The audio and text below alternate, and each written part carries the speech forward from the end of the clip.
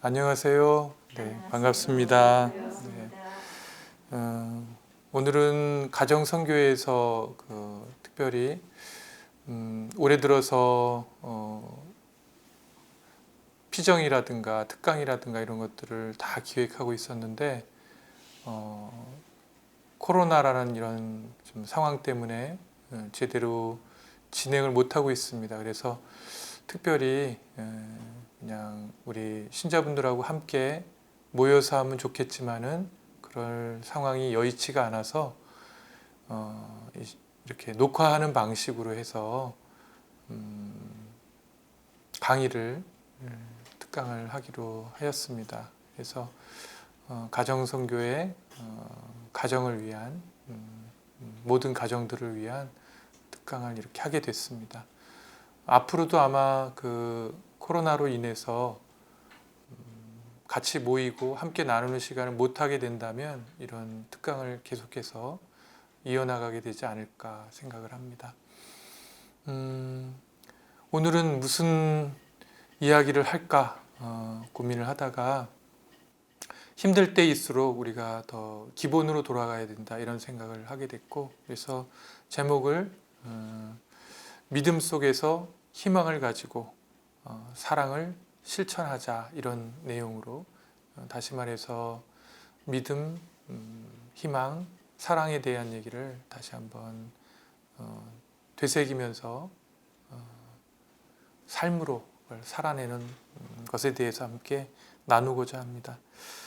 먼저 믿음에 대한 말씀을 드리면 항상 제가 강의를 하면서 강조를 하는 부분이 있었지만 여기가 우리가 사는 곳이 하느님 나라라는 그런 믿음을 가져야 된다라는 것. 제 얘기가 아니라 예수님께서 2000년 전에 말씀하신 거죠. 루카복음 17장 21절에 보면 하느님 나라는 너희 가운데 있다 이렇게 말씀해 주셨고, 그 말씀은 아직까지도 계속 유효한 것이 아닌가 이런 생각이 듭니다. 물론 하느님 나라인데 왜 이렇게 불의한 일도 많고 부조리도 많고 악한 일들이 많습니까? 이런 항의나 또 의문을 품을 수도 있지만 이 세상의 하느님 나라는 완전히 완결된 나라가 아니라 되어가는 과정 중에 있는 하느님 나라다 이렇게 보면 될 것 같고요. 그리고 하느님 나라라는 것은 하느님께서 함께 계시고 우리와 함께 계시고 하느님의 영향력이 미쳐지는 곳이라면 그것이 바로 하느님 나라라고 할 수 있겠습니다. 그리고 우리들이 세례를 통해서 다 하느님의 자녀로 거듭나게 되었고, 또 하느님 자녀로서의 어떤 특권이라고 할까요? 그런 것들도 받게 되었는데 그냥 죽고 나서 끝난다는 것이 아니라 죽고 나서 부활하고 부활 이후에는 영원한 생명으로 우리가 초대되었다는 것. 근데 여러 번 제가 말씀드렸지만 영원한 생명은 그냥 죽지 않고 끝까지 쭉 사는 게 영원한 생명이구나 이렇게 생각할지 모르지만 굉장히 큰 의미를 갖고 있는데, 거기 영원한 생명이라는 것은 속성이 바뀌는 거다. 본질이 바뀌는 것이다. 왜냐하면 사람들은 유한한 존재이고 유한성 속에서 살아가야 되는데 죽고 부활하게 됨으로 인해서 영원한 생명을 갖게 되면 이제 인간의 속성이 아니라 하느님의 신적인 속성을 갖게 되는 것이다. 그래서 그냥 쭉 삶이 연장되는 것이 아니라 차원이 완전히 바뀌는 것. 우리도 마치 예수님께서 하느님께서 인간으로 본성을 바꿔서 인간으로 완전히 새롭게 태어나신 것처럼, 이걸 육화라고 표현하죠.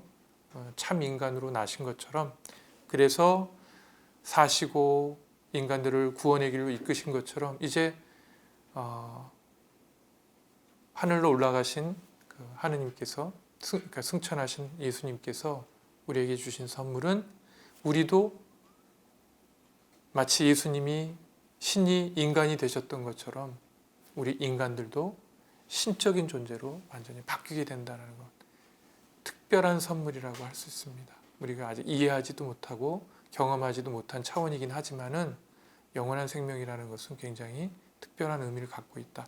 그런 영원한 생명에 들어가는 하느님 나라는 아직은 아니지만은 그런 과정 중에 우리가 있다라는 걸 우리가 잊지 말고 살아야 할 것이고, 왜 하느님 나라라는 생각을 자꾸 더 하게 되냐면 이 세상이 너무 힘들기 때문에 더욱 그런 것 같아요. 더 어렵고 힘들고 인간의 힘으로 할 수 없는 것들이 너무 많기 때문에 하느님의 어떤 힘, 하느님의 자비하심, 하느님의 능력이 더 우리 안에 있게 되시길 바라는 의미로 더 하느님 나라를 우리가 갈망하고 믿게 되는 것 같습니다. 그리고 사람들은 거의 예외 없이 그냥 이 세상에 있는 물질이라든가 눈에 보이는 것만으로는 만족하지 않는 것 같아요.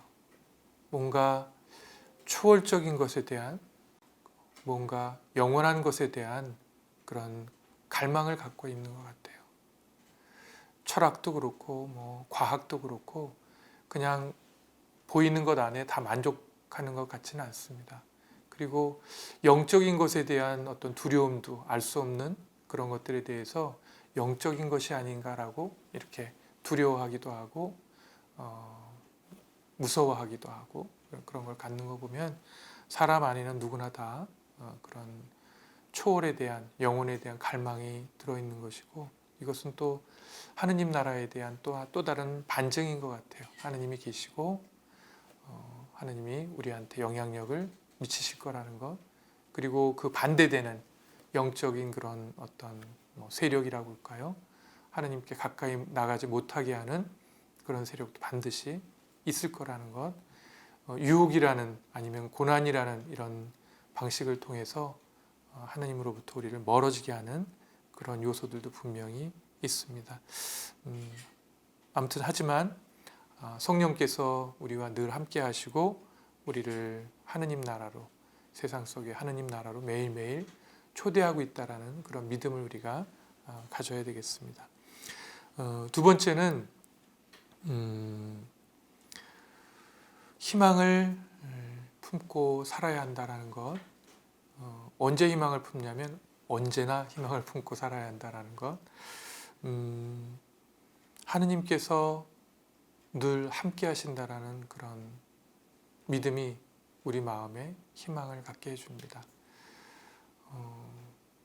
불교에서 그런 얘기를 하고 있는데, 인생 8가지 고통이 있다. 대표적인 8가지 고통이 있다 하면서 우리가 알고 있는 4가지는 생로병사, 요 4가지는 다 알고 있는데 나머지 4가지는 뭐냐면 5번째, 사랑하는 사람과 늘 헤어져야 하는 고통, 애별리고라고 보통 얘기하고 있죠. 사랑하는 사람과 헤어져야 되는 고통. 여기 누구도 사랑 안 해본 사람이 없을 것 같아요. 사랑을 상호작용으로 안 해봤을지 몰라도 내가 누가 좋다, 사랑하는 감정이나 느낌을 가진 적이 있을 거고, 또 거꾸로 누군가가 나에 대해서 좋아하고 사랑하는 감정을 분명히 가졌을 거고, 부모님이 우리를 낳아서 기르는 동안에 그런 어떤 사랑하는 관계를 직접적으로 경험하게 될 것입니다. 그런데 그 좋고 사랑하는 그런 관계를 세상 안에서 영원토록 유지하는 것은 있을 수 없는 일이다. 다시 말해서 누구도 사랑하는 사람과 반드시 이별을 해야 한다는 것. 저도 작년 이맘때 아버지가 돌아가셨는데 그냥 좀 어이없이 아버지하고, 보통 생각하면 가족들이 툭 둘러 앉아가지고 아버지 고마웠어요 이런 얘기도 하고, 얘들아 잘 살아라 이런 얘기도 같이 나누고, 그런 게 기본적인 거였는데 코로나가 막 활성화되는 시기였고, 그리고 병원에 가끔씩 왔다 갔다 입원도 하고 그런 상황이 있었기 때문에 이번에도 그냥 입원했다가 곧 퇴원하시겠지, 그리고 이제 방문하러 들어가니까 코로나 때문에 엄격하게 단속을 하는 거예요. 그래서 그냥 화상으로만 그 화상 통화로만 아버지 뭐 이렇게 인사하고 그래 그래 괜찮다 이렇게 하고 그게 마지막인 거예요. 같이 모여가지고 가족들이 함께 손 붙잡고 아버지 뭐 하면서 같이 울기도 하고 기도도 하고 이런 시간을 가져야 하는데 병원에서 중환자실에 들어갔는데 빨리 오라는 연락을 받고 갔더니 이미 돌아가신 거예요. 그러니까 참 어이없게 인사도 못하고 돌아가셔서 아직도 좀 뭐라 그럴까 그 시간만 생각하면은 이게 어떻게 된 일이지 그런 생각에 빠지게 되는데 저희 아버지는 제가 이제 삼남매인데 삼남매 장남이라고 할 수 있겠는데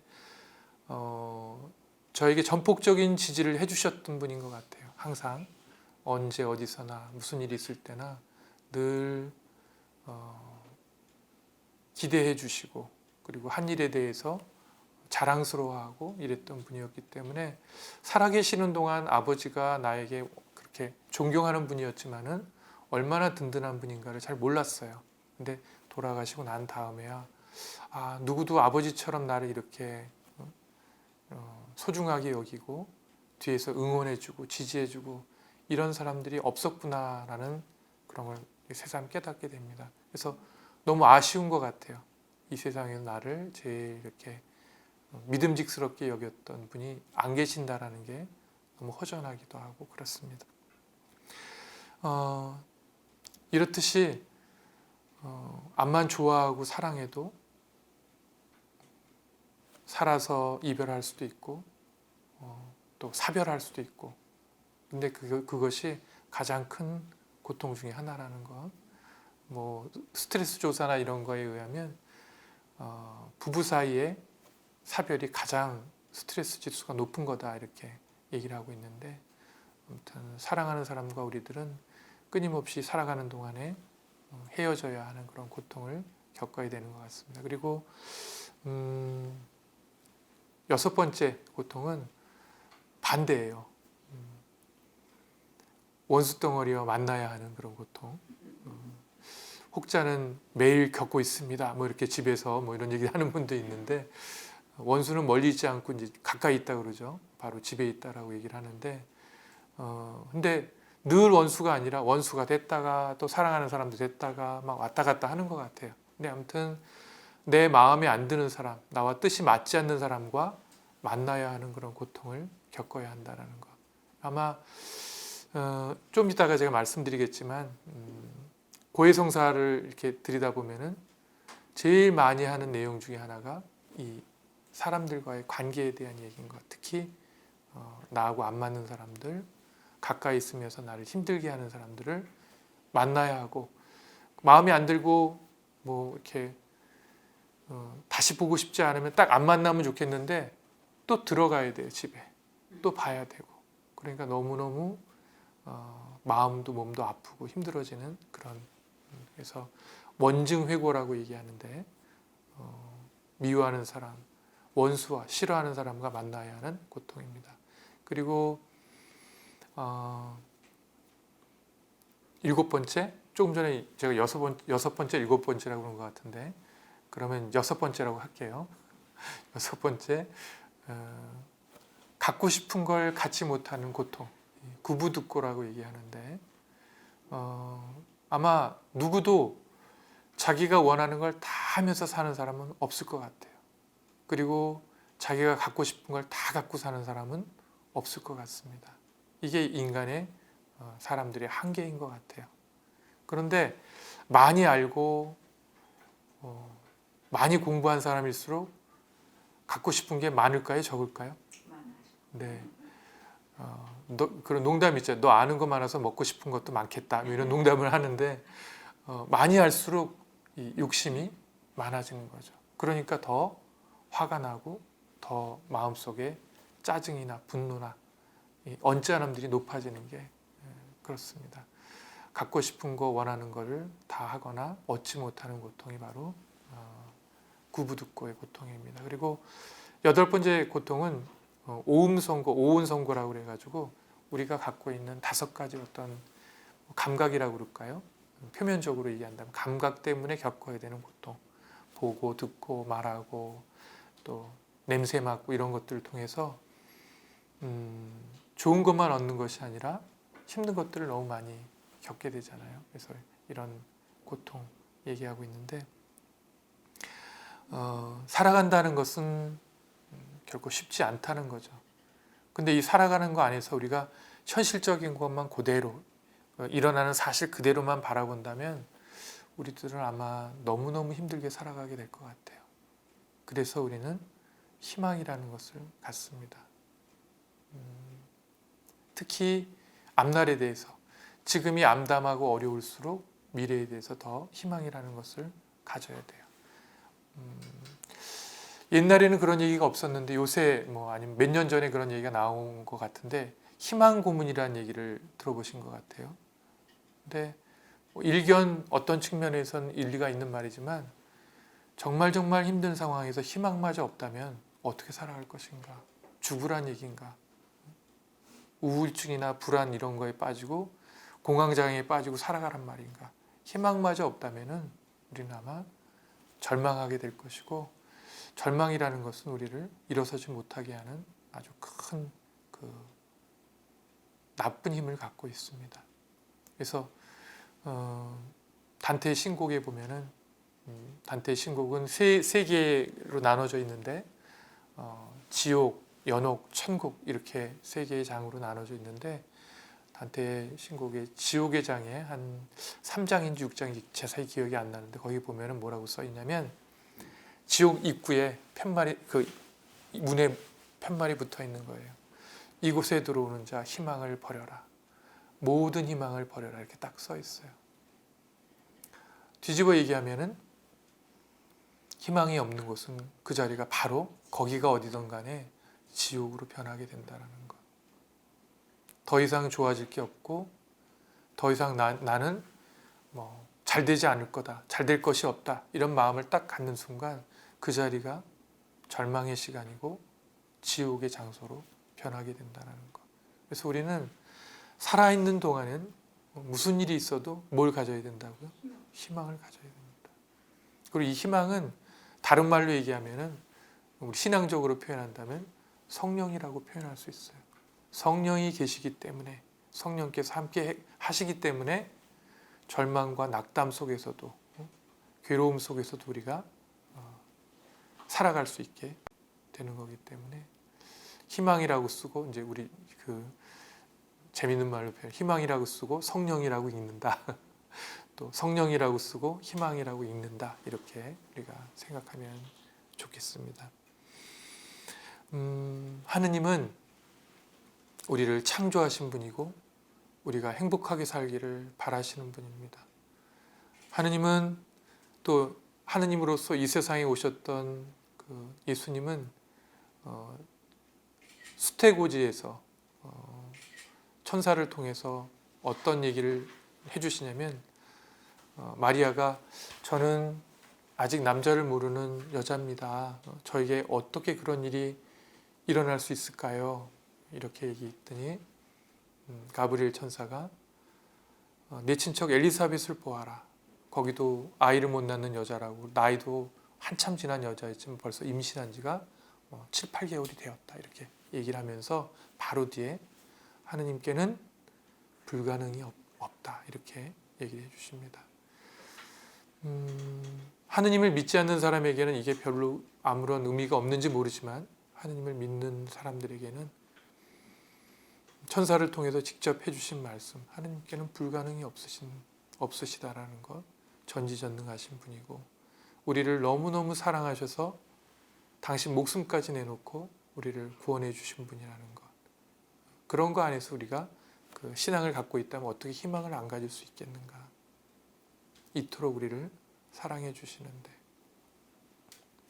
그리고 예수님께서 이 세상에 오셔서 가장 많이 했던 일은 사람들을 치유하는 일이었어요. 마르코 복음에 보면 너무나 차고 넘치도록 얘기가 넘치고 있는데 육체적으로 아픈 사람 또 정신적으로 아픈 사람 영적으로 아픈 사람들을 고쳐주신 그 일들이 너무나 많습니다. 심지어 죽은 라자로를 살려주십니다. 하느님은 우리가 행복하게 잘 살기를 바라십니다. 너무 힘들고 어렵고 고통스러워서, 특히 고통이란 한 번만 살짝 왔다 가는 게 아니라 주로 연타로 오지 않나요? 그냥 한두 번 오는 게 아니라 다다다다다 해가지고 연타로 와서 도저히 숨을 못 쉬게 만들고 다시는 회복할 수 없을 것 같은 그런 마음에 빠져들게 하지만, 그때가 바로 하느님의 능력이 드러날 때입니다. 내가 막 하려고 하면은 더 안 될 것이고, 그 절망 앞에서 하느님께 온전히 다 맡겨드릴 때 하느님께서 나서서 이제 당신의 능력을, 당신의 사랑을, 당신의 축복을 드러내실 겁니다.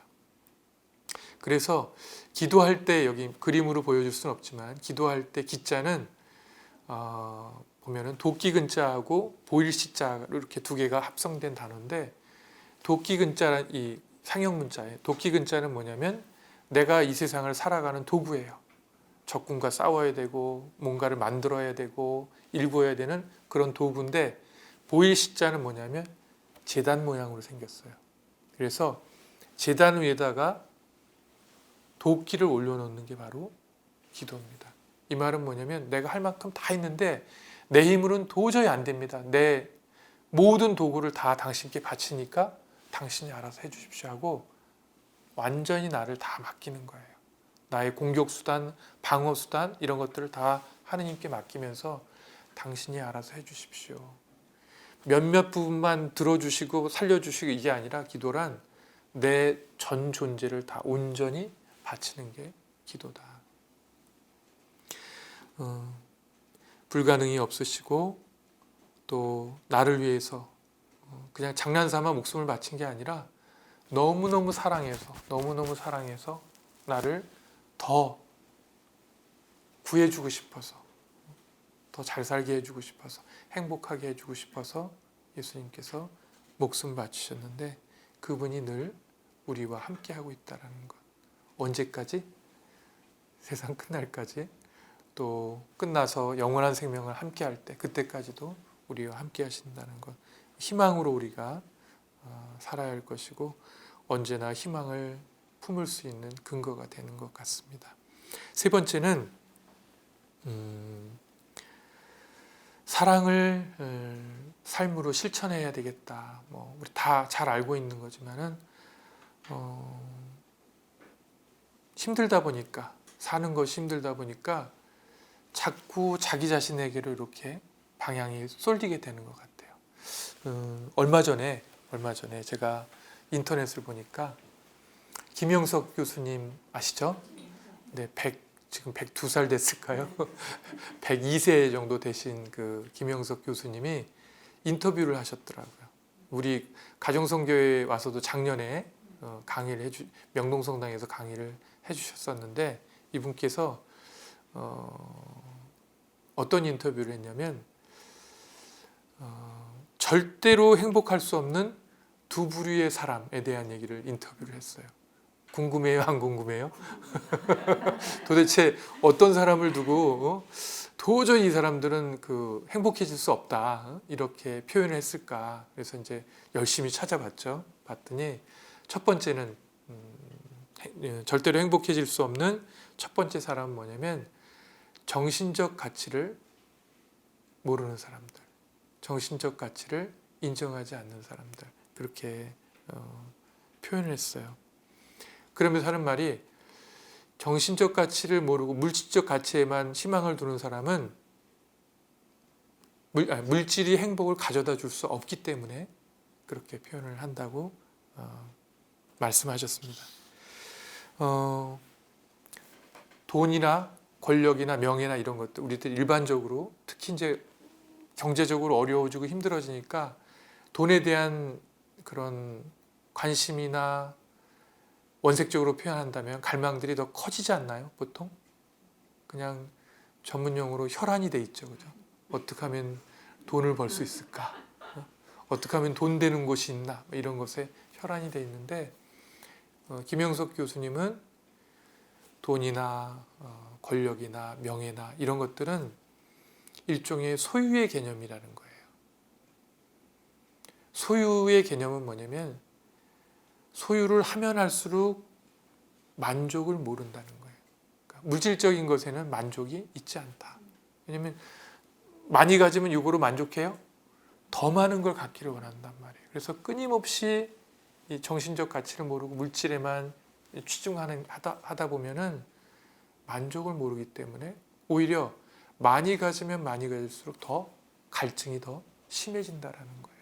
그래서 이 사람들은 행복해질 수가 없다 이렇게 표현했습니다. 그리고 두 번째도 궁금하시죠? 두 번째는 뭐냐면 이기적인 사람들이 행복할 수 없다고 이렇게 얘기했습니다. 이기주의자들은 자기만을 위해서 살고 인격이라는 것이 이렇게 없다라는 거예요. 인격은 이분 말씀에 의하면 행복을 담는 그릇이라고 할 수 있겠는데 그릇이 너무 작다라는 거예요. 그래서 행복을 담을 수가 없다 이렇게 표현을 하고 있습니다. 동의하시나요? 조금 우리가 좀 기가 죽는 게 100살 넘은 사람이 그런 얘기 하니까 저같이 29인 사람들은 이제 그렇구나라고 이렇게 따라가야지 뭐 경험을 아직 못했으니까 100살을 살고 보니 그렇더라. 공감이 가는 그런 말씀이셨던 것 같아요. 근데 어려운 시기가 되니까 우리가 점점 더 물질적 가치보다는 정신적 가치보다는 물질적인 가치 쪽에 더 많이 관심을 갖고 있고 그 다음에 다른 사람도 같이 챙기고 같이 잘 살려고 하는 것보다는 어느 쪽으로 가고 있어요? 이기적으로 나만 잘 살아야 한다. 자꾸 비교해요. 내 지금 아파트에 살고 있는데 옆에 아파트가 올랐다 그러면 어때요? 평온해요? 열불나요? 막 괜히 승질이 나기 시작한단 말이에요. 도대체 이게 그리고 마음속에 뭐예요? 억울하다. 저 인간들이 한 것도 아무것도 없는데 왜 올라가는 거야? 막 이러면서 비교하면서 그냥 막 불행해지기 시작하는 거예요. 너무나. 그래서 우리 교회에서도 늘 얘기하는 건 뭐냐면 함께 잘 사는 거, 공동선을 향해서 나가자 이런 얘기를 많이 하고 있는데 그래서 더욱 함께 사는 거에 대한 생각을 많이 해야 될 것이고 이기주의 뭐 이렇게 따로 뭐 이기주의를 벗어나자 이런 것보다는 사람들은 근원적으로 어때요? 이기적이지 않나요? 미우라 아야코라고 미우라 아야코 하면 누구죠? 빙점을 썼던 그 기독교 뭐 개신교 신자인 것 같은데 이 사람이 자기 소설이나 이런 거에 아주 계속해서 이렇게 천착이라고 그럴까요? 관심을 계속 집중했던 건 뭐냐면 인간들은 왜 이렇게 사나? 죄에 대해서 특히 원죄에 대해서 굉장히 많이 관심을 가졌어요. 그래서 빙점도 원죄에 대한 얘기를 하고 있다라고 평론가들은 얘기하고 있는데 사람 안에는 그 태초의 죄를 지은 이후부터 끊임없이 자기를 우선적으로 살아가려고 하는 본능이 숨어 있다라는 거예요. 그래서 이 미우라 아야코는 원죄를 뭐라고 이렇게 부등호를 쳤냐면 원죄는 바로 우리들의 이기성이다라고 이렇게 얘기를 하고 있어요. 이 사람의 말이 다 절대적인 건 아닐지 몰라도 일견 그럴 법하다. 원죄에 의해서 갖게 된 내 안에 있는 것은 뭐냐면 나만을 챙기려고 하고 나만 행복하려고 나만 기쁘려고 하고 나만 즐거우려고 하는 그런 본성을 갖게 됐는데 본성을 거스르는 건 쉬울까요? 어려울까요? 어렵죠. 몸에 배어 있는데 너무 자연스러운데 그래서 하느님 안에서 우리가 끊임없이 성찰하고 기도하고 하지 않으면 우리는 자꾸 나만을 위해서 살아가려고 하는 그런 본성을 갖고 있다. 2차 바티칸 공의회에서도 그런 얘기를 하고 있습니다. 우리 안에 악의 경향성이 있다. 죄의 경향성이 있다. 그냥 본능적으로 그냥 뭔가를 선택해서 아무 생각 없이 하면은 죄를 짓는 방향으로 나도 모르게 가게 되어 있다. 이렇게 표현을 하고 있습니다. 그래서 우리 예수님을 얘기할 때 세상의 죄를 없애시는 주님 이렇게 표현하잖아요. 꼭 플러스 우리들한테는 어떻게 표현하면 좋겠냐면 세상의 선을 보태는 우리. 예수님은 악을 없애주시고 우리는 선을 보태는 거예요. 좀 음률이 별로 이렇게 자연스럽지는 않은데 세상의 죄를 없애시는 지금 너무 자연스러운데 세상의 선을 보태는 뭐 인간, 사람들 약간 운율상으로는 그렇게 매끄럽지는 않지만 예수님은 세상의 죄를 없애러 오셨고 지금도 그렇게 하고 계시고 우리들은 세상의 본능대로 살면서 악을 보태고 악을 자꾸 더 만들어내는 게 아니라 악에 동참하는 것이 아니라 선을 보태는 그런 역할을 좀 해야 되지 않는가. 그것은 선한 시대에 하는 게 아니라 이렇게 아픈 시대, 고통스러운 시대, 다들 막 살려고 본인들만 살려고 막 이렇게 투쟁하고 막 이런 시대에 더 우리가 선을 보태는데 힘을 써야 되지 않겠나 그런 생각을 해보게 됩니다. 그래서 뭐 사도 바오로의 제가 좋아하는 데살로니가 전서 5장 5장에 나온 얘기 있죠. 항상 기뻐하십시오. 저는 자꾸 공동 번역이 좀 편한데 지금 최근에 나와 있는 번역보다 왜냐하면 공동 번역은 국문학자들이 이렇게 같이 번역가들이 아니라 히브리어, 히라버를 번역하는 사람과 함께 플러스 국문학자들이 같이 이렇게 붙어서 해가지고 말이 자연스러워요. 더 훨씬 자연스럽고 뜻에는 조금 어긋나는 경우도 있지만은 아주 자연스러워요.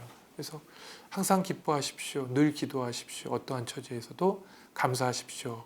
이것이 그리스도를 통해서 여러분에게 보여주신 하느님의 뜻입니다. 이렇게 물 흐르듯이 쫙 이렇게 내려가는 그런 성경 구절인데 사도 바오로가 별장에서 행복하게 잘 살면서 이런 말을 썼냐? 몇 번 죽었다 살아난 사람이잖아요, 그죠? 돌에 맞아 죽었다가 살아난 사람이고 바다에 배로 파손돼가지고 배가 다 침몰해가지고 거기서 또 살아난 사람이고 죽었다 살아난 사람이고 그리고 사람들로부터도 찬사와 이런 걸 받던 사람이 아니에요. 감옥 생활을 수없이 많이 했던 사람이 결국은 비참하게 죽은 사람입니다. 그런데 이분이 하는 말이 뭐냐면 기뻐하래요. 기뻐하고 기도하고 감사하라고. 여기 많은 힌트가 있는 것 같아요. 우리가 잘 나갈 때, 여유로울 때, 넉넉할 때 기부하고 기뻐하고 이러는 것이 아니라 어려울 때, 힘들 때일수록 기뻐하고 감사하고 기도하는 이런 모습을 보이면서 사랑을 실천해야 되지 않을까 생각합니다. 예전에 그런 글을 읽은 것 같아요.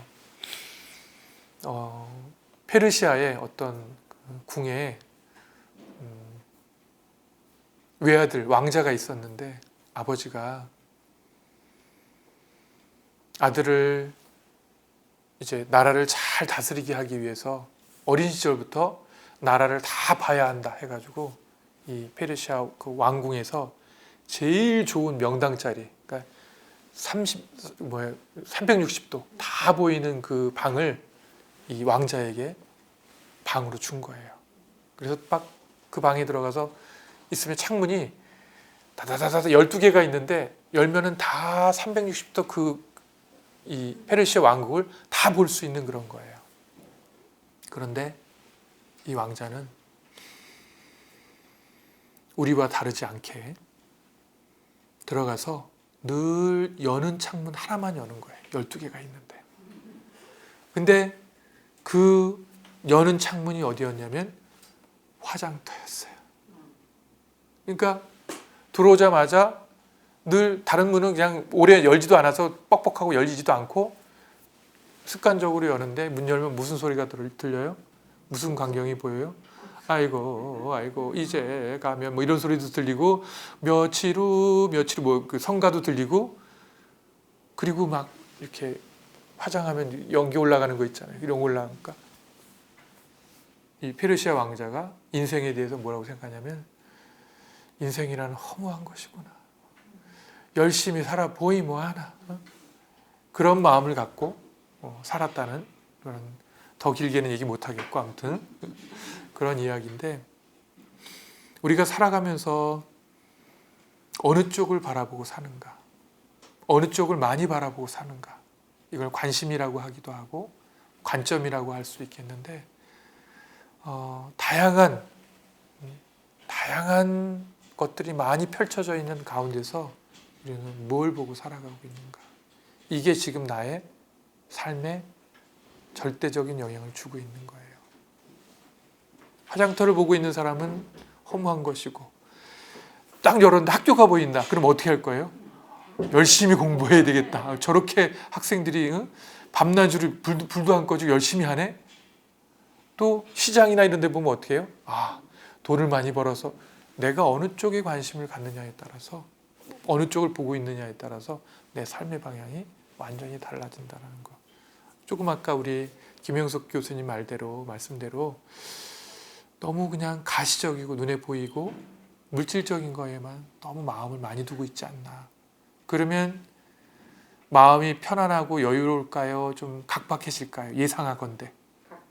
힘들어지죠. 내가 원하는 만큼 얻을 수가 없으니까. 눈에 보이는 건 다 많은데 여러분들 어렸을 때 물고기 잡아보셨어요? 저 어항으로 물고기를 많이 잡아봤는데 딱 바깥에서 보면 물고기들이 여기저기 너무 많아요. 그러니까 다 내 것 같아. 근데 다 내 건가요? 못 잡죠. 어항 나봐야 여기 몇 마리 들어가지 나머지 눈에 보인다고 해서 다 내 게 아니에요. 근데 막 마음으로 막 다 잡고 싶은 마음 생기고 막 흥분이 된단 말이에요. 보이면 내가 관심 있는 쪽을 보면 거기에 자꾸 내 몸과 마음이 쏠려가게 돼 있다. 성경에도 두 주인을 섬길 수 없다라고 그러잖아요. 그죠?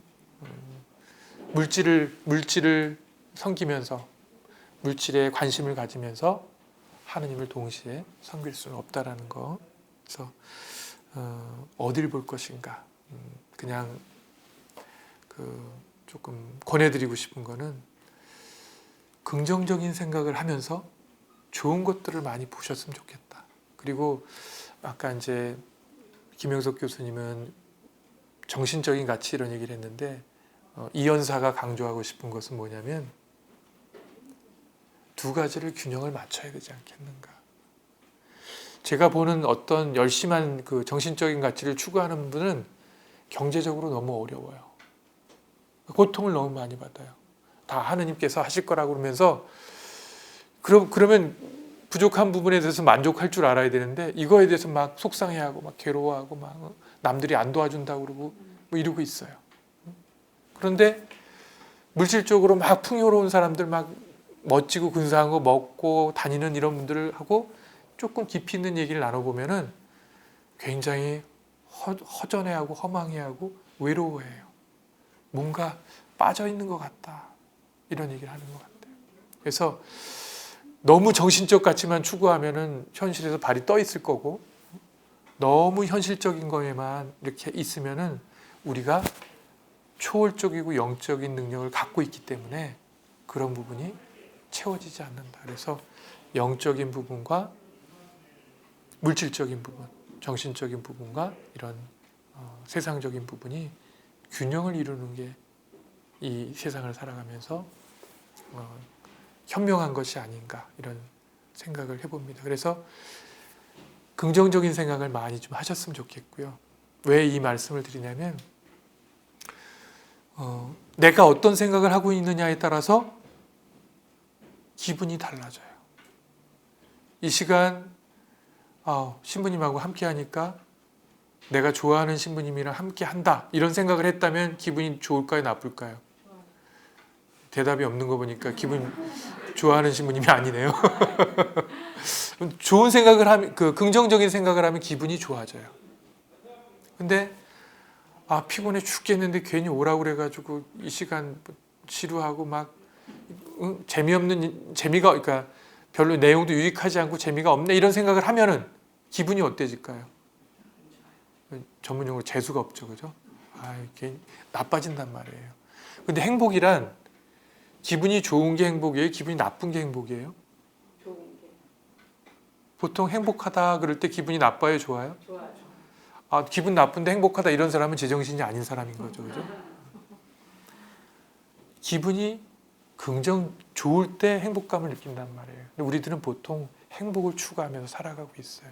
그래서 이렇게 따라가 보면은 생각을 긍정적인 생각, 좋은 생각을 하지 않으면은 행복에 도달하기는 정말 힘들다.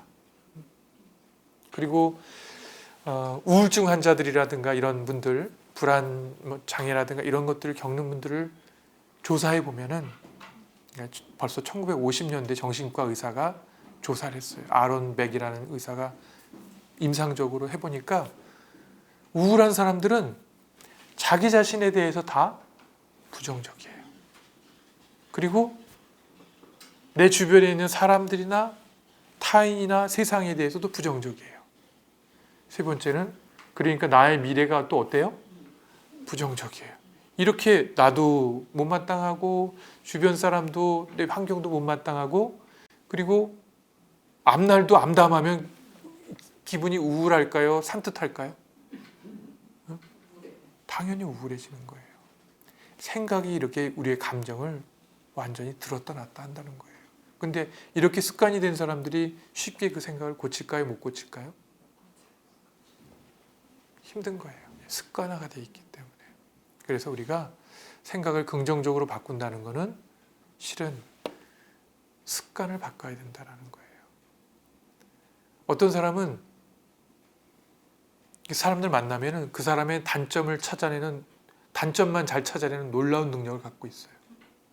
이 사람은 부정적인 것만 잘 파악해 빼내요. 괜히 똑똑해 보이고 샤프해 보일지 몰라도 행복해질 수 없어요. 이 사람은.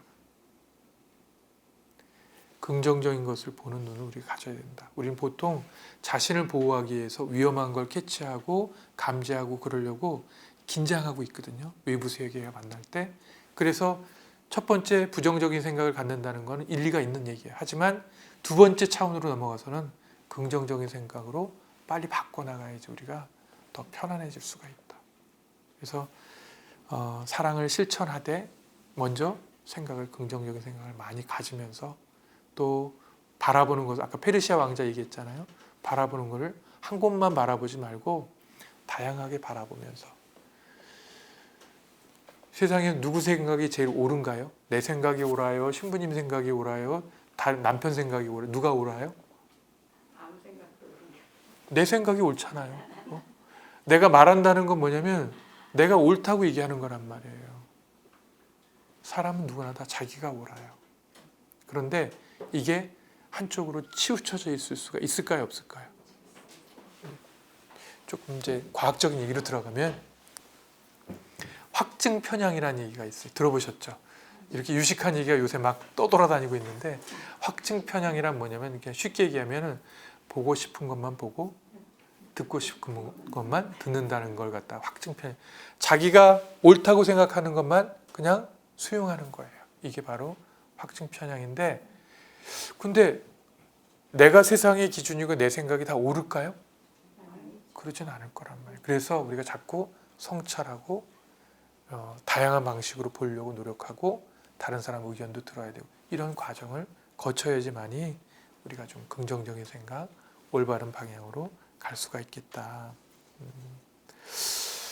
제가 지금 이제 고해소에서 고백성사를 주고 있는 신부인데 조금 전에도 2시간 동안 고해성사를 주고 왔어요. 오늘 이 시간에 고해의 비밀에 대해서 발설을 하고자 합니다. 그럼 저 걸리나요? 구체적인 내용을 얘기하는 것이 아니라 고해성사를 굉장히 오랫동안 계속 주면서 느끼는 것, 특히 사람에 대한 느낌을 2가지를 제가 말씀을 드리고 싶어요. 인간 본성에 대한 성찰이라고나 할까? 고해의 비밀을 말하는 것이 아니라 쭉 성사를 보러 오시는 분들 얘기를 쭉 듣다 보면 뭐냐면 제 마음에 탁 다가오는 게 사람은 참 나약하구나. 정말 볼품없고 나약하구나. 불완전하구나. 얼굴을 못 봐서 다행이지 얼굴 봤으면 제가 좀 실망했을 것 같아요. 저렇게 이쁘게 저렇게 멋있게 잘생겨놓고 저런 죄를 짓는단 말이야 하면서 좀 실망했을 텐데 다행히 안 보여가지고 목소리만 들려서 그냥 느낌만 갖는 것인데 와가지고 지난번에 고백했는데요 하면서 똑같은 죄를 또 고백하는 거예요. 그러면서 본인도 좌절하고 왜 이렇게 다짐하고 다시는 안 하겠다고 하는데 또 이렇게 왔는지 모르겠습니다 하면서 좌절하면서 또 고백을 하고 또 이 사람의 예상은 뭐예요? 다음에 또 오면 무슨 고백을 할까요? 또 이 죄를 고백하겠지. 속으로 아마 생각하고 있을지도 모르겠어요. 근데 똑같은 죄를 계속 굉장히 중요하다고 여기면서 이건 다시는 안 짓겠다고 고백을 하고 갔는데 일주일 후에 다시 와가지고 고백하자마자 나가서 그 짓을 또 했어요 하고 고백을 하는 거예요. 얼마나 사람이 나약한가. 그리고 재밌는 얘기는 약간 연세 있는 분들 그 비하하는 건 아닌데 신부님 잘 귀도 안 들리고요. 알아서 용서해 주세요. 죄를 얘기하셔. 잘 몰라요. 죄를 고백해야지 그걸 용서하는데 죄도 고백 안 하고 그냥 신부님 알아서 다 용서해 달라고 용서부터 해달라고 막 이렇게 들이미시는 분들도 간혹가다 계시고요. 그 다음에 고백서인데 고백서에 와가지고 죄를 고백하는 게 아니라 하소연하는 거예요. 내가 얼마나 힘든지, 우리 남편이 얼마나 악당인지, 우리 시어머니가 어떤지. 그러니까 들으면서 이걸 들어야 되나 말아야 되나 할 정도로 계속 또 다른 측면은 비슷한 거지만은 고소 고발하는 거예요. 여기 와가지고 제가 법관도 아닌데 우리 남편의 비리, 우리 뭐 자식들의 잘못된 거, 딴 데 가서 하시면 안 될까요? 그래도 아니래요. 해야 된대. 제가 죄 말하는 과정 중에 있기 때문에 들으셔야 된다는 거예요. 그 죄 얘기는 한 가지 얘기하고 이 고발은 수십 건의 고발을 하고 그래서 이걸 들어야 되나 말아야 되나 고민할 때가 너무너무 많아요. 그래서 전체적으로 들으면서 첫 번째 느낌 뭐냐면 사람은 참 힘든 존재다. 나약하고 불완전하고 또 정말 죄의 경향성을 갖고 있구나. 목소리는 너무 천사 같아요. 너무 이쁜데 죄는 아주 극악무도한 죄들을 막 고백하고 있고 그래서 사람들은 정말 비천하고 나약한 존재다. 이런 것들이 첫 번째 제가 고해성사를 이렇게 거행하면서 느끼는 고해의 비밀이고 두 번째는 뭐냐면 이런 비천하고 나약하고 부족한 사람인데 왜 감동을 주는지 모르겠어요. 고해성사 보면 이렇게 들으면서 제가 막 이렇게 눈물을 흘릴 때도 있고 감동을 받을 때가 있어요. 뭐냐면 참 숭고하다 사람이 위대하다 이런 느낌을 받는 거예요. 그렇게 부족하고 나약하고 열심히 하려고 노력함에도 불구하고 안 된 거에 대해서 고백하면서 궁극은 뭐냐면 하느님께 가까이 오고자 하는 것 그리고 잘 살고자 하는 것 영혼을 향한 완전을 향한 갈망들을 드러내고 있는 거예요. 정말 성찰을 잘하고 고백을 진지하게 잘하는 분들을 보면은 사람들과의 관계, 자기 자신의 내면에 대한 얘기들을 얘기하는 거 보면은 저 사람은 나약함을 넘어서 훨씬 더 위대한 사람이다 이런 생각을 갖게 되는 거예요. 하느님에 대한 깊은 그런 어떤 신뢰, 비록 자신은 나약하지만 하느님이 계시기 때문에 나에게 또 이런 누군가 돌아가신 분에 대한 얘기를 하면서 며칠 전에 누가 돌아가셨습니다 하고 이제 돌아가신 분 앞에서 당당할까요? 늘 부족함을 느낄까요? 부족하죠. 후회스럽고 더 잘해줄 걸 못한 것들을 많이 하는데 그 구구절절 얘기를 하면서 깊은 내용을 얘기할 때 사람 안에는 정말 그 선을 향한 근원적인 것이 들어있구나. 그 톨스토이의 뭐죠? 사람은 무엇으로 사는가? 거기 보면은 뭐 얘기가 나오잖아요. 대충 요약을 하면은 사람 안에는 사랑이 들어있고 또 사람에게 허락되지 않은 것은 미래를 알 수 있는 것이 허락되지 않았고 그리고 마지막에 이제 깨닫게 되는 건 뭐냐면 이 주인공이 사람은 무엇으로 사는가? 사람은 쌍둥이를 낳고 아버지가 일찍 죽어가지고 쌍둥이가 어떻게 될까 걱정을 했었는데 이 쌍둥이가 누군가에 의해서 잘 길러지는 걸 보면서 이제 벌을 받은 천사인데 그 주인공이 사람은 사랑으로 살아가는 것이구나라는 것들을 깨닫게 되는 겁니다. 그래서 고해의 비밀 두 가지를 구체적인 것이 아니기 때문에 비밀이라고 할 수는 없는 것 같고 말씀드린 그 사람의 본성에 대한 성찰, 통찰이라고 그럴까요? 첫 번째, 정말 나약하다, 정말 부족하다. 하지만 정말 위대하다, 정말 숭고하다, 정말 존엄하다 이런 것들을 깨닫게 된다는. 그래서 2차 바티칸 공의에서는 이렇게 이해하고 있습니다. 사람은 거룩함과 그 인간의 본성 안에서 이중성 때문에 처참을 경험하고 있다라고 표현하고 있어요. 사목헌장에 보면은 사람들은 영원성과 또 이렇게 유한성 안에서 끊임없이 갈등하면서 이중성, 아주 비참함을 체험하고 살아간다 이렇게 표현을 하고 있습니다. 아마도 우리가 죽고 부활하고 영원한 생명을 살게 되면은 이런 갈등이 모순이 해결이 되겠죠. 하지만 그동안 우리는 하느님 안에서 부족하지만은 하늘을 향해서 영혼을 향해서 초월을 향해서 나가야 된다라는 것. 여기까지 이제 말씀드리면서 이제 다시 한번 정리를 한번 해보도록 하겠습니다. 어떻게 살아야 될까?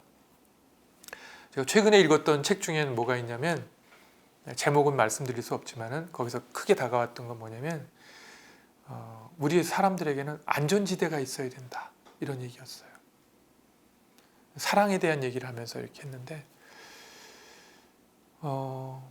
내가 편안하게 내면에 아니면 외적인 긴장이나 이런 것들 다 풀고 무장 해제하고 편안하게 어딘가 가서 있을 수 있는 장소라든가 사람이 있어야 된다. 어렸을 때는 누가 그런 역할을 해줘요? 엄마가 막 울면 막 안아주고 막 이렇게 해주면서 먹여주고 하면서 달래주고 울음 그치게 해주죠. 어른이 되면 그런 게 필요 없을까요? 그래서 결혼한 거 아니에요? 이 사람이라면 내가 좀 의지할 수 있고 기댈 수 있고 나도 먹여 살릴 수 있을 것 같고 행복할 수 있을 것 같고 이런 마음으로 그러니까 살아가면서 끝까지 끊임없이 안전지대를 우리가 찾고 있단 말이에요. 안전지대가 없을 때 우리는 늘 긴장해야 되고 불안해집니다.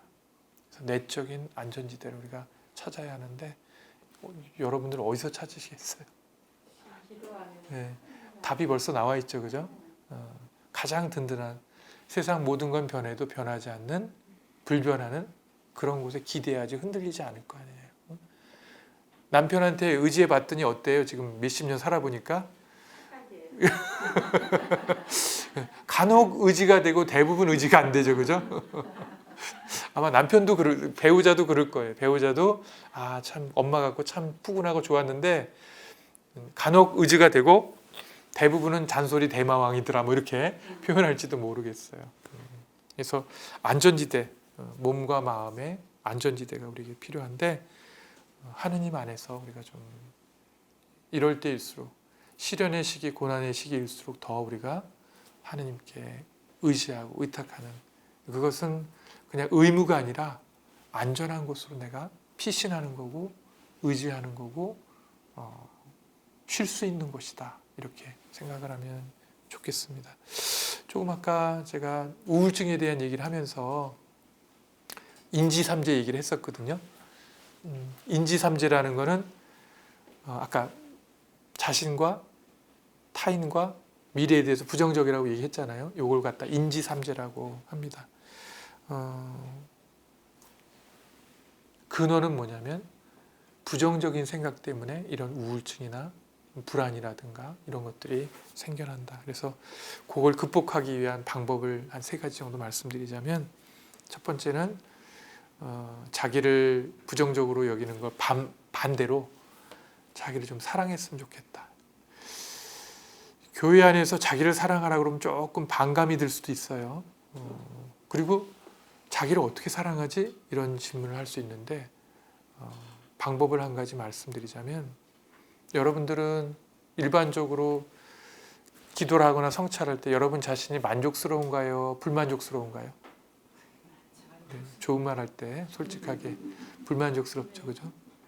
이 말은 뭐냐면 자기 자신을 많이 비난하고 비하해요, 우리들은. 하느님하고 상관없이. 그래서 자기를 사랑하는 방법 중에 하나, 제일 큰 방법은 뭐냐면 자기를 비난하거나 야단치거나 이런 것들을 정지하는 것. 그것부터 출발하는 거예요. 자아 강도가 높고 건강한 사람들은 자기를 비난해도 괜찮아요. 그런데 약간 불안하고 나약하고 이런 사람들이 자기를 비난하잖아요.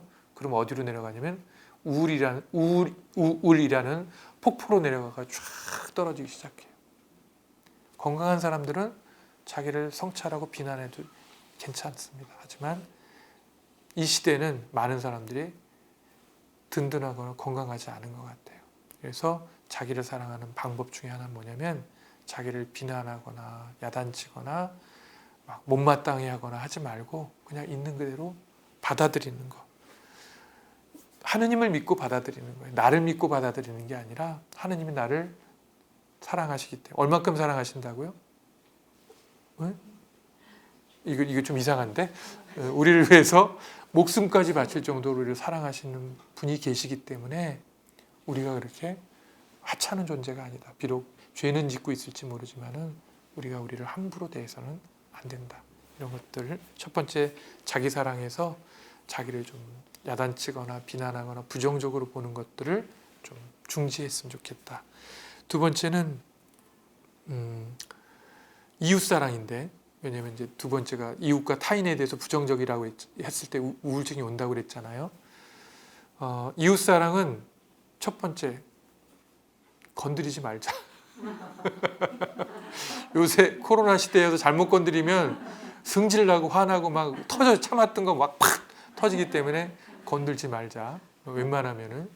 다른 말로, 좋은 말로 하면 적당한 거리를 두자. 가족 관계에서도. 요새 가족들도 함께 있다 보니까 저한테 이렇게 들리는 얘기가, 그전엔 괜찮으면 아무 문제 없었는데 싸우는 거예요, 자꾸. 계속 쳐다보고 있으니까. 쳐다보면 좋은 것만 보이나요? 이쁜가요? 자꾸 안 좋은 게 보이니까 잔소리하게 되고 싸우게 된다. 그래서 적당한 거리가 필요하다. 두 번째, 미리 얘기해버리고 말았는데 건드리지 말자고, 두 번째는 잔소리하지 말자. 사람들은 아까도 얘기했지만 지가 항상 옳아요. 자기가 항상 옳은데 내 거를 주장하는 거는 상대방으로 하여금 반발을 굉장히 살 수 있고, 잔소리는 1절만 있나요? 몇 절까지 있나요? 적어도 4절까지 있잖아요. 그러니까 1절만 하면 되는데 계속 절수가 넘어가다 보면 이제 열받고 화나고 관계가 틀어지고, 그래서 잔소리하지 않는 것도 이 시대에 사랑하는, 이웃을 사랑하는 방법이고, 있는 그대로 봐주기. 그리고 공감해 주는 것들은 이제 좀 너무 과한 요구이긴 하지만은 저희가 이제 자주 많이 쓰는 거, 그랬구나. 너무 힘들어. 그럼 힘들었구나. 막 피곤했구나. 그 사람이 하는 말을 그냥 따라해 주기만 해도, 진심으로 따라해 주기만 해도 그 사람은 피로가 풀리고 화가 풀리고 그렇게 될 수 있다는 거. 왜냐하면 내 편이라는 생각 때문에. 내 편은 나한테 조언을 많이 해주는 사람이 내 편이 아니라 내 마음을, 감정을 알아주는 사람이 진짜 내 편이라는 거. 그게 옳건 틀리던 간에. 그래서 있는 그대로 수용해주고, 세 번째는 아까도 이제 강조했듯이 미래에 관한 것인데 미래를 어떻게 볼 것인가? 어떻게 볼 건가요? 희망적으로 보는 거죠. 살아있는 한 우리는 희망이 있다 없다? 네, 죽으면 희망이 끝이에요. 거기서 끝인데 살아있는 동안 누구도 희망을 갖고 살아야 한다. 아까 얘기했듯이 희망이 있는 곳이 어디라고요? 네, 거꾸로 기억이 안 나니까 희망이 없는 곳이 어디라고요? 희망이 없는 곳이 지옥이기 때문에 희망을 갖는다면 거기가 바로 천국으로 바뀐다. 그리고 사람들은 현실만 갖고 살아가지 않아요. 판타지를 갖고 살아가요. 상상력을 갖고 살아가고 생각을 갖고 살아갑니다. 우리가 보는 1000만이 넘은 영화들 다 보면 현실적인 게 아무것도 없어요. 그 환상을 보면서 울고불고 하면서 감동하고 현실적인 걸 보지 않고 그런단 말이에요. 현실적이지 않은 것들도 이 세상에 많이 있어요. 팩트만 존재하는 것이 아니라 우리의 긍정적인 상상, 또 긍정적인 생각, 긍정적으로 보는 것 이런 것들도 현실적이지 않지만 사실은 내 삶을 방향지어주는 방향타 역할을 하게 된다는 것. 그래서 미래에 대해서 희망을 갖고 우리는 죽으면 어떻게 될까요? 신적인 차원. 네? 신적인 차원으로. 그렇죠. 그렇게 남들한테 얘기하면 또 의심할지 모르니까 사이비 종교인가 봐. 우리가 신이 된대 뭐 이렇게 할지 모르니까 영원한 생명으로 들어가게 된다는 것. 우리는 영원한 생명 때문에 또 희망을 갖는 거예요. 이 세상에서는 막 죽을 때 비참하고 힘들게 돌아가실지 모르지만은 죽고 나서 부활한 다음에는 고통도 죽음도 없는 영원한 생명으로 하느님과 같은 삶으로 우리가 들어가게 된다는 희망을 갖고 지내면 좋겠습니다. 네, 긴 시간 잘 들어줘서 감사하고요. 더 힘든 때일수록 우리가 희망을 가져야 되겠다. 그리고 어둠이 깊을수록 작은 빛도 환하게 보이는 겁니다. 이렇게 힘들 때일수록 우리가 더 믿음과 희망과 사랑을 가지고 잘 살아내면 좋겠습니다. 끝기도 하겠습니다. 성부와 성자와 성령의 이름으로 아멘. 사랑이신 주님, 저희가 어쩌다 보니 코로나가 지배하는 세상 속에 살고 있습니다.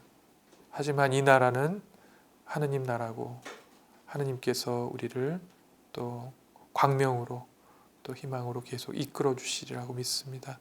지금 현재 어렵고 힘든 것들 기꺼이 받아들이면서 이 힘든 세상 속에서 희망과 믿음 속에 사랑을 실천하면서 살아갈 수 있도록 저희들을 축복해 주시고 이끌어 주소서. 우리 주 그리스도를 통하여 비나이다. 아멘. 성부와 성자와 성령의 이름으로 아멘. 수고하셨습니다.